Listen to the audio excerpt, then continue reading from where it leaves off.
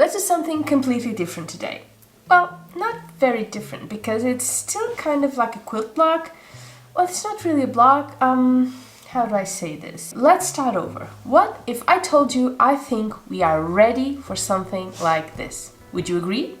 Or think I am way in over my head? What if I told you that by the time we are done, you will be able to make Rosettas twice or even 3 times as big as this one without a worry in the world? Please don't click away and panic, because as it turns out, this is just so much easier to make than you would think. And yes, I'm aware I always say this, but have I ever really lied to you? Let me show you what I mean. This is La Passacaglia Quilt. Gorgeous, isn't it? Intimidating too. It looks like the kind of thing you see when you look into a kaleidoscope, and I believe it was originally part of a book called Mille Fiori Quilts by Willin Hammerstein, but this isn't what I want you to focus on, okay? This is a whole other level. What we'll be doing in this series are Rosettas, and we will start small and then we'll just grow from there. And then, once we're finished, we may want to go big or just use Rosettas for whatever we'd like. Remember when we did this Hexie mug, a couple of months ago? I love it. Use it every single day, by the way. Remember how we made all these hexagons using English paper piecing and then we just sewed them all together? Well, this is exactly like that. The only thing that changes are the shapes, really. So these Rosettas are all made using the English paper piecing method. Now, I'm sure there are many different ways to do this, and I'll be showing you the way I do it, okay? And if you have some different ways of doing it or some tips for me, I would love to know. So all you need to make all these Rosettas are paper templates, in 5 different shapes, and a bigger template with the seam allowance, if you will. Now, where I come from, you cannot get these easily or cheaply, but if you live in the US, you can easily buy a La Passacaglia quilt that comes with all the paper pieces and the bigger templates you need, in transparent acrylic or with a window in the middle, and I'll explain why that's important in a bit. What I did was I went on Etsy, I looked for La Passacaglia Quilt templates, and I bought the digital version. So if you do that, then you'll just have to print this out, as many times as you'd like, cut them up, and we're good to go. For the bigger templates, I just cut my own, in some chalk cardboard thingy, I had lying around. Okay, so what I did was I took 1 piece of paper for every shape, and there are 5 of them. You have 2 sized diamonds, 2 sized pentagons, and 1 sized triangle. So imagine this is your cardboard or whatever you chose to make the larger templates on. You trace around each piece of the paper like this, and then, with a ruler or something like that, you just add a seam allowance. Like 1/2 inch, 1/4 inch, wherever, I think 1/2 inch would do. And you just trace all around this shape. You just add 1/2 inch. So now you have 2 lines, one outlining the paper piece and one with the seam allowance that's 1/2 inch bigger. So you just cut both lines and you get something like this. Okay, so why is it so important to have a center window or a transparent template? For fussy cutting. I do not do a lot of fussy cutting. I think it's really wasteful actually, but for these Rosettas, to have something like this, for example, happening, where you just have all the shapes, something like that, it's just beautiful. Now, I probably will not do it for all the Rosettas, but I will be doing for some of them. So you really want that option when you're cutting your fabric, right? Okay. Here are the 2 templates we'll need for this first really simple, really quick Rosetta we'll be making. Now, I'm keeping it very simple today because I really want you to see just how simple this is and how anyone can do it, even if you don't even own a sewing machine. Yes, you can make a stunning, complicated looking quilt top without a sewing machine. Heck, you can do a whole quilt if you're willing to quilt it by hand. I have quilted by hand a few baby quilts. I never tried the big thing, but it's been done for centuries, so you can totally do that too. Now, I like to tell myself that the reason why I did not pick the smaller size of these templates was because I wanted you guys to be able to see them perfectly. Because you have smaller sizes, bigger sizes, this is the middle one, I think. But I have to be honest here. I picked this size because I am a little bit lazy and a whole lot impatient. And I just need my quilts and my quilt blocks to take shape sooner rather than later. And if I'm going to create a quilt with my Rosettas, I do not want to have to do 200 Rosettas for a quilt, you know? So I think this is a very good size. Now for the fabric, you will want, bright and colorful fabrics that just contrast nicely with each other. So for the smaller diamonds, and for this one we're making today, I picked this gorgeous Anna Maria Horner fabric. Okay, but first let me show you how I created these pieces right here. Put this aside. So here I have a piece of fabric that I have cut using this template, right? But now what I need to do is add paper to it, to gain the shape I needed to gain, like this.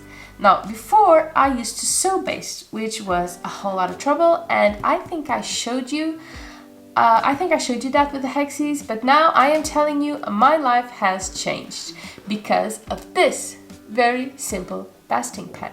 So let me show you how I do it. You take this pen, it's a temporary glue pen, and you just draw a line across the paper and the fabric. And then you fold the fabric like so, hold it for a few seconds, and it's done. Now I do advise you to do this in order, like clockwise or counterclockwise, because of the seams, and I will show you in a bit how that works. Okay, so second size, press it for a few seconds. Third side, you do it again. Oops, press it for as long as it takes, and then our fourth side right here. And that is how you get your diamond all ready to go. Now the reason why you do this in order is, for example, let's go back to this first Rosetta we'll be making. And you need 5 big diamonds and 5 smaller diamonds. You see these here? You want them to be able to fit. Like this. This one goes in like this. This one goes in like this. If you had seams all over the place, this, I am telling you, would be a lot harder to make. Okay? Okay, here are my Rosetta pieces ready to be sewn by hand together. This is kind of the beauty of this project, in my opinion.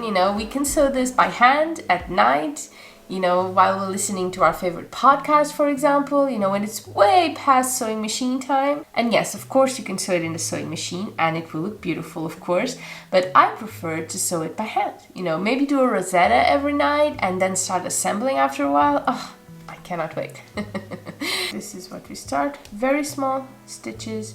You can leave the line, like this, and then catch it with your other stitches. And you don't want to catch the paper, of course, because we will be taking the paper off and you don't want it to be sewn together. That kind of ruins it. So be careful to get only the fabric. I'm using a really big needle, so you'll see. I do advise you use a smaller, like a quilting needle or something. You do not need something this big. I'm doing this just to be able to show you how I do it, okay? The smaller the better, actually, because it will be able to catch more fabric, less paper, and the stitches will be really, really small. And don't worry if it takes you a while to get these at first. I guarantee you will get the hang of it quickly and things will speed along after that. I have to be honest here, this is kind of a big deal for me because I have been thinking of doing this for months now and I just kept on delaying it. But you know what? It has been a really long year, really hard year, and it is my birthday. And it's been ages since I have made something for myself. Not for an order, not for a video, just for myself. And the moment I saw this quilt, the Passacaglia Quilt, the La Passacaglia Quilt, I was just in love. It really touched a chord with me and I just had to try and make it. Now, of course, if you do sew this by machine, it will be even harder to make sure you don't get any paper caught in the stitches. Odds are you will be sewing a couple of them, and that is perfectly expected because it is very hard to stitch so close to the brim. And one to go. And now you can see the stitches because I am making them really big so you can see them, but ideally these stitches are meant to be really, hidden and tucked inside, and all you need to do that is just really make really small stitches close to the brim. You know, with a smaller needle, as I've told you, definitely needs to be smaller, and just tiny stitches that will go unnoticed when you turn it around.